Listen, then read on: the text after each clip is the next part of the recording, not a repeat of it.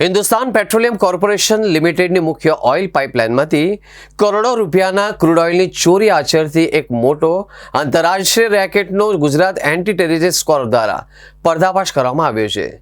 ગુજરાત એટીએસની ટીમે દરોડા પાડીને ઓઇલ ચોરીના આ આંતરરાજ્ય કાંડમાં સંકળાયેલા 8 આરોપીઓની ધરપકડ કરી છે।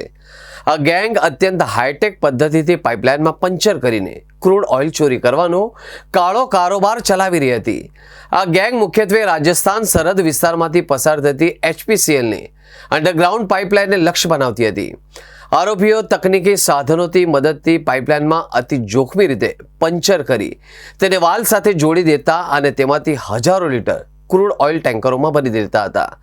રાજસ્થાનથી ચોરી કરેલું આ ક્રૂડ ઓઇલ ટેન્કરો મારફતે ગુજરાત લાવવામાં આવતું હતું। ચોરી કરવામાં આવેલું આ crude oil Ahmedabad Rajkot highway પર આવેલી વિવિધ ફેક્ટરીઓ, હોટલો અને સ્થાનિક ગેરકાયદેસર બાયોડીઝલ પંપ કે કાળા બજારિયાઓને સસ્તા ભાવે વેચી દેવામાં આવતું હતું। આ પાઇપલાઇન પંચર કાંડમાં મુખ્યત્વે મહેસાણા અને અમદાવાદના શખ્સો સક્રિય હોવાનું સામે આવ્યું છે। ગુજરાત એટીએસને આ ગેરકાયદેસર પ્રવૃત્તિ અંગે ચોક્કસ બાતમી મળતા જાળ બિછાવીને અમદાવાદ અને આસપાસના વિસ્તારોમાંથી 8 મુખ્ય સૂત્રધારોને દબોચી લીધા।